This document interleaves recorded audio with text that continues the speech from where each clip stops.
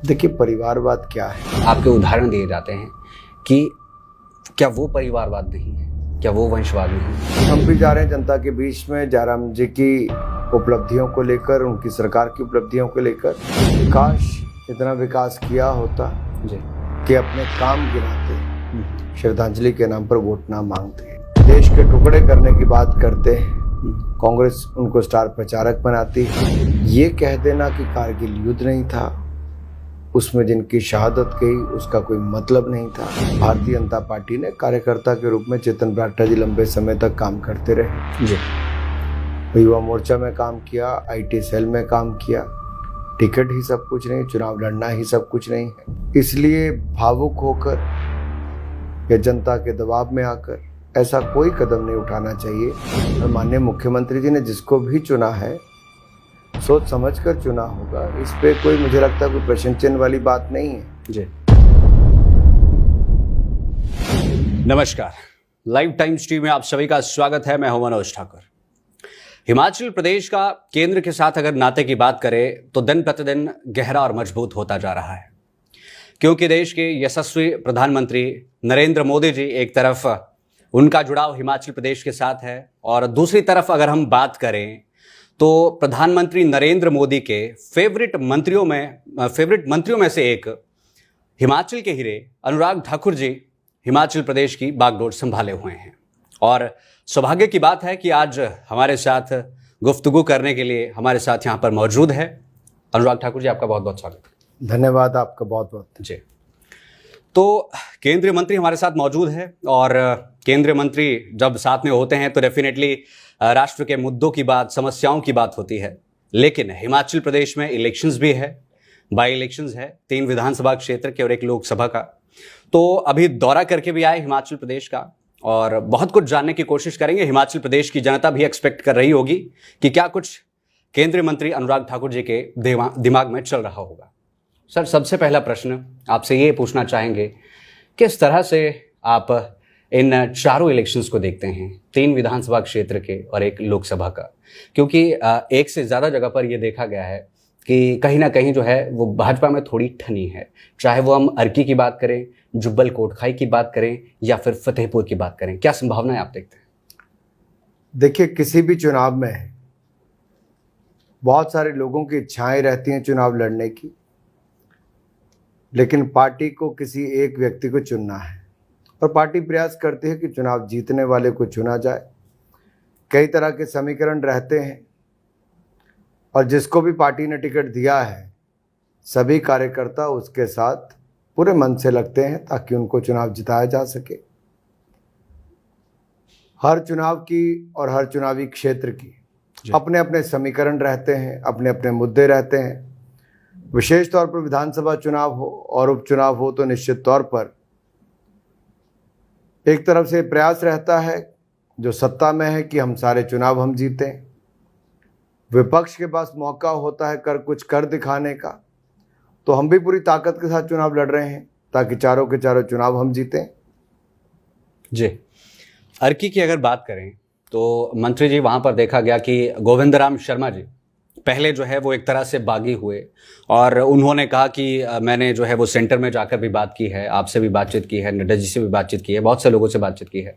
लेकिन बाद में जब टिकट रतनपाल जी को मिला वो एक तरह से बागी हुए, और जब आप अर्की में पहुंचे तो वो जो है थम गए, और उन्होंने एक कह सकते हैं कि भाई भारतीय जनता पार्टी का समर्थन किया। आपको क्या लगता है, अर्की में पहले वीरभद्र सिंह जी वहाँ से विधायक थे, किस तरह से भारतीय जनता पार्टी जो है उस सीट को अपने पास लेकर आएगी? क्या आपको लगता है, इजी रहेगा या टफ रहेगा, कैसा रहेगा? गोविंद जी 2 बार से भारतीय जनता पार्टी के विधायक रहे जी। पार्टी के वरिष्ठ नेता हैं, और कहीं ना कहीं पिछली बार जब उनको टिकट नहीं मिला था उसके बावजूद जी एक तरह से इस बार भी उन्होंने मन बनाया था चुनाव लड़ने का। लेकिन पार्टी ने पिछली बार भी रतनपाल जी को टिकट दिया, फिर रतनपाल जी ने ताकत के साथ चुनाव लड़ा। जी। वीरभद्र जी कद्दावर नेता थे, और अब जब उपचुनाव का समय आया तो निश्चित तौर पर एक बार फिर सबकी इच्छाएं भी जागी कि हमने चुनाव लड़ना है। जी। लेकिन रतनपाल जी को एक बार फिर अवसर मिला, जब गोविंद जी से पार्टी के नेताओं ने बात की, मैं स्वयं उनसे मिला, तो उन्होंने कहा ठीक है, मैं पार्टी के लिए काम करूंगा, और आए भी। और उनके साथ जो बाकी के और भी वरिष्ठ नेता थे वो भी पार्टी के काम करने के लिए आए हैं। और मुझे पूर्ण विश्वास है कि वो पार्टी की मदद भी करेंगे, काम भी करेंगे, और रतन पाल जी को वहाँ पर जिताने के हर संभव प्रयास करेंगे। भारतीय जनता पार्टी की अगर बात करें तो पिछले 4 सालों से सत्तासीन है, और बाई इलेक्शंस में ऐसा देखा जाता है कि जो पार्टी सत्तासीन है उनके जो कैंडिडेट्स हैं वो अक्सर जीत जाते हैं, और एंटी इनकम्बेंसी की अगर हम बात करें तो वो भी कहीं ना कहीं आ ही जाती है। तो इन चुनावों में ये एंटी इनकम्बेंसी जो है वो किस तरह का रोल प्ले करने वाली है, किस तरह से आप जो भारतीय जनता पार्टी की सरकार हिमाचल प्रदेश में है उसके कामकाज को देखते हैं पिछले 4 सालों को? देखिए, 3 कैंडिडेट तो एक तरह से नए हैं जी, और इसलिए उनके खिलाफ तो एंटी इनकम्बेंसी क्या होगी, लेकिन प्रदेश की सरकार को 4 वर्ष हुए हैं, एक महीना रह गया और उसके बाद 4 साल हो जाएंगे। और इन 4 वर्षों में जयराम जी ने अच्छी सरकार चलाई है जी, जनता के जुड़े हुए विषयों को जानकर उनके लिए विकास करने का हर संभव प्रयास किया है। कोविड की चुनौतियां भी बीच में आई, उसके बावजूद अच्छी सरकार जयराम ठाकुर जी ने चलाई और प्रदेश के हर इलाके के लिए कुछ ना कुछ कर दिखाने का प्रयास किया है, हर वर्ग के लिए जी। तो इसलिए हम भी जा रहे हैं जनता के बीच में जयराम जी की उपलब्धियों को लेकर, उनकी सरकार की उपलब्धियों को लेकर, और जन जन के बीच में हम यही चाहते हैं कि वो समर्थन करें ताकि 1 वर्ष का कार्यकाल जो इस सरकार का है उसमें और कार्य हम उन क्षेत्रों में करके दिखा सकें। जी, कांग्रेस की बात करें, स्टार प्रचारकों की बड़ी लंबी लिस्ट उन्होंने निकाली है।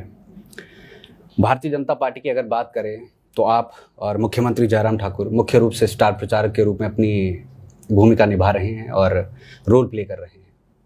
क्या कुछ कहना चाहेंगे आप? हिमाचल प्रदेश में कुछ दिन पहले कन्हैया कुमार जी भी आए, बहुत सी बातें उन्होंने कही। नवजोत सिंह सिद्धू स्टार प्रचारक के तौर पर यहाँ पर बुलाए गए हैं, क्या कहना चाहेंगे आप? देखिए, हर पार्टी अपने किसी न किसी नेता को झोंकती है जी, लेकिन कांग्रेस तो दिन प्रतिदिन उनका ग्राफ जिस तरह से गिर रहा है, चुनाव जीतना अलग बात है जी, चुनावों में हार जीत होती है, लेकिन आप किन लोगों को अपनी पार्टी में ला रहे हैं? क्या कांग्रेस पतन की ओर जा रही है? क्या कांग्रेस का अब ये हाल हो गया है कि जो लोग देश के टुकड़े करने की बात करते हैं कांग्रेस उनको स्टार प्रचारक बनाती है? जी, क्या कांग्रेस की आज ये हालत नहीं हो गई कि वो बगैर किसी नेता के, बगैर किसी अध्यक्ष के, और ऐसी हालत की 2 वर्षों तक कोई अपना अध्यक्ष ही न चुन पाए, और अभी 1 साल और का समय लिया जाए? ऐसी कौन सी मजबूरी कांग्रेस में है कि कोई नेताओं की कमी है? इसलिए समाज और देश के लोग ये पूछते हैं कि क्या कांग्रेस की मजबूरी गांधी परिवार है, एक ही परिवार से जुड़े रहना जी, और किसका इंतजार हो रहा है अध्यक्ष चुनने के लिए? क्यों कांग्रेस अध्यक्ष नहीं चुन पा रही? और कांग्रेस का कार्यकर्ता का मनोबल भी जिस तरह से गिरा है कि जिस पार्टी का अध्यक्ष ही ना, वो करेंगे क्या? और जिस पार्टी में ऐसे लोग आके प्रचार करें जो देश के टुकड़े करने की बात करते हो, और वो पार्टी अपने आप को कहती हो कि हम सबसे पुरानी पार्टी हैं, तो अपने आप में बहुत बड़े प्रश्न चिन्ह खड़े करता है। जी, यहाँ पर अगर सियासी गलियारों की बातचीत करें तो ये भी बात सामने आती है कि पूर्व मुख्यमंत्री धूमल साहब के जो खासम खास माने जाते थे, उन्हें वर्तमान सरकार में जो है वो उस तरह की तवज्जो नहीं दी जा रही है। चाहे वो हम स्वर्गीय नरेंद्र बरागटा जी की बात करें, उन्हें भी जो है वो मंत्री पद से विहीन रहना पड़ा और कैबिनेट का दर्जा उन्हें दिया गया। इस पर आप क्या कहना चाहेंगे? ये जो चर्चाएं इस समय पर चली हुई है कि इस तरह का फैक्टर रोल प्ले कर रहा है। नहीं, देखिए, किसी की भी सरकार बने जी, आखिरकार जिनको मुख्यमंत्री चुना गया उनको अधिकार होता है कि अपना मंत्रिमंडल कैसा चुनना है, और जिनको भी वो चाहते हैं कि उनके मंत्रिमंडल में रहे, उनकी सरकार अच्छी चले जी, इसमें उनका अधिकार होना चाहिए।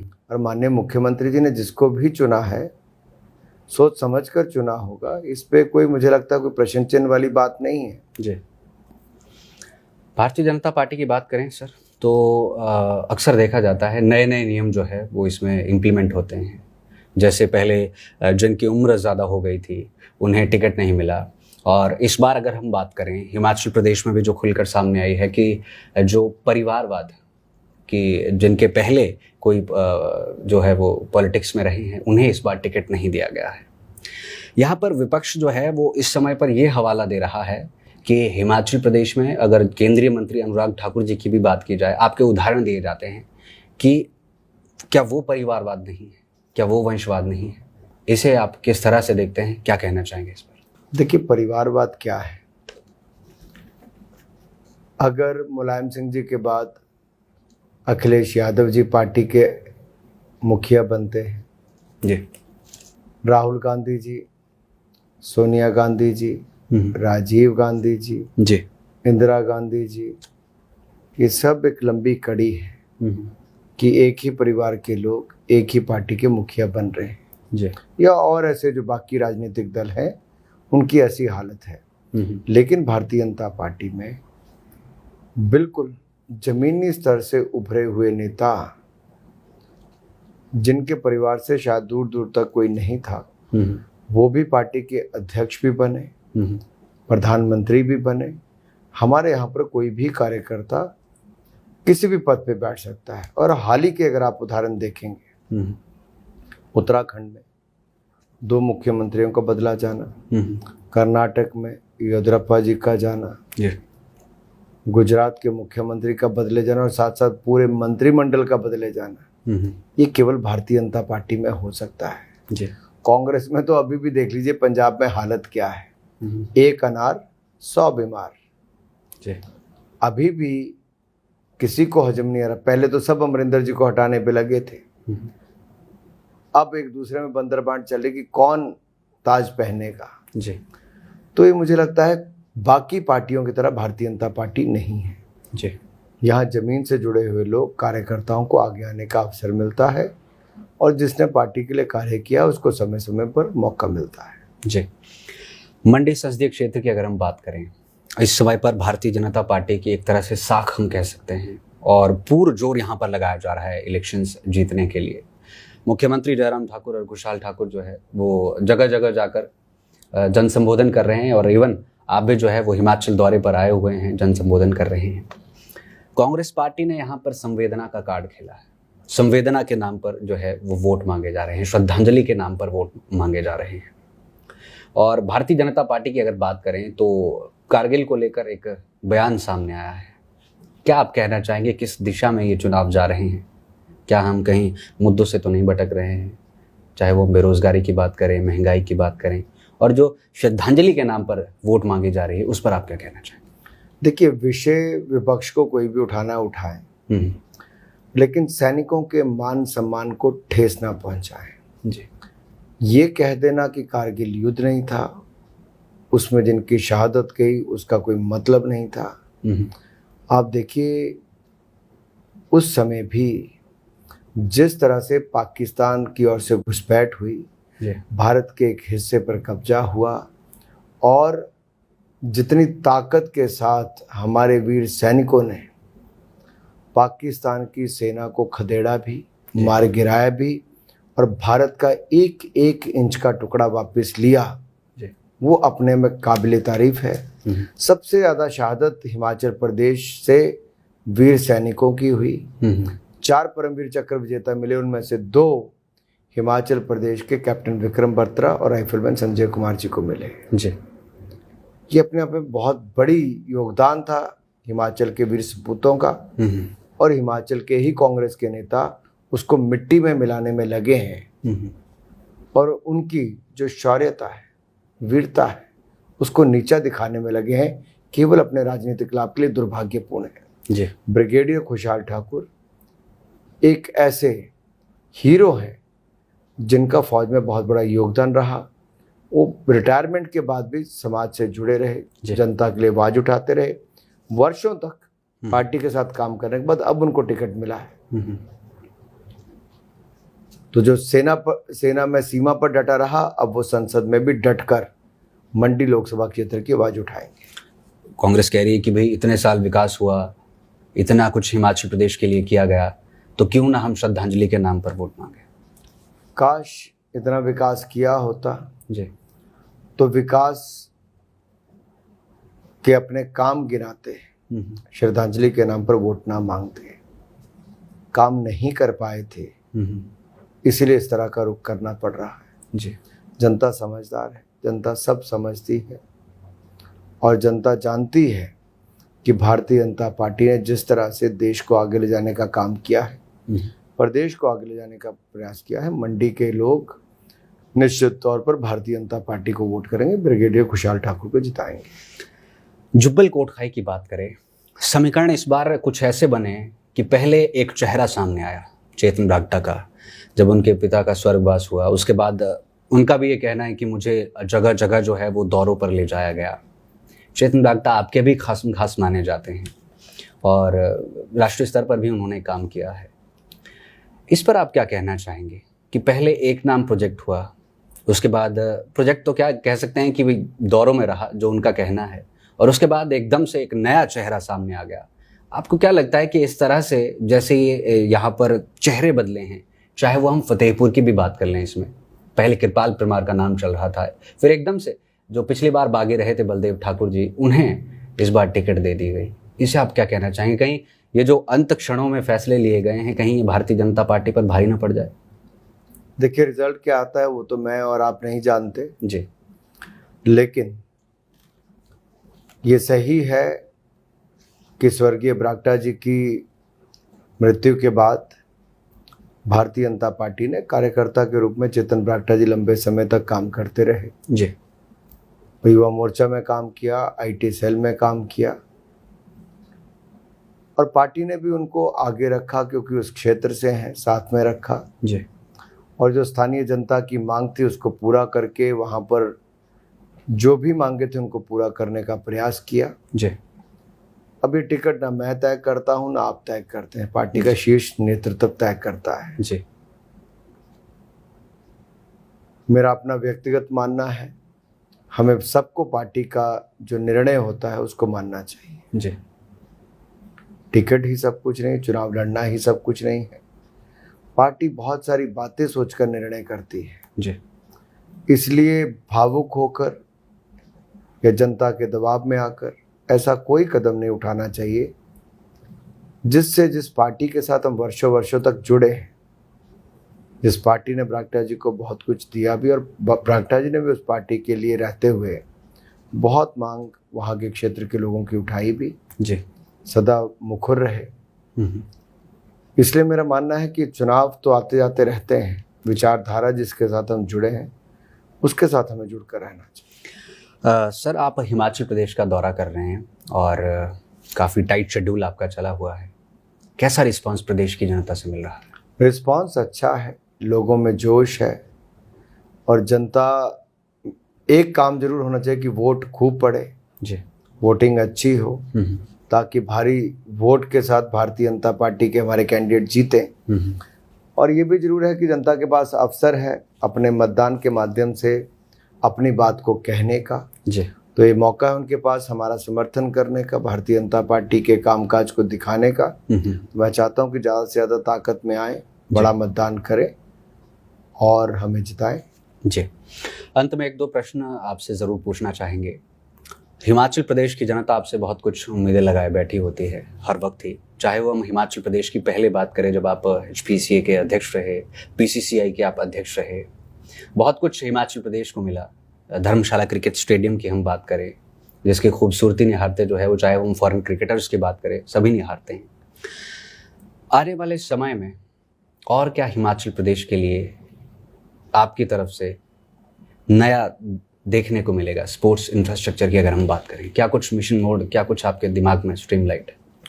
देखिए, जहाँ पर युवा कार्यक्रम एवं खेल विभाग की बात है, जी, युवा कार्यक्रम के माध्यम से हम चाहते हैं कि युवाओं को राष्ट्र निर्माण में लगाने के लिए और उनकी सोच जी, के माध्यम से और उनके योगदान के माध्यम से हम भारत के निर्माण में लगें।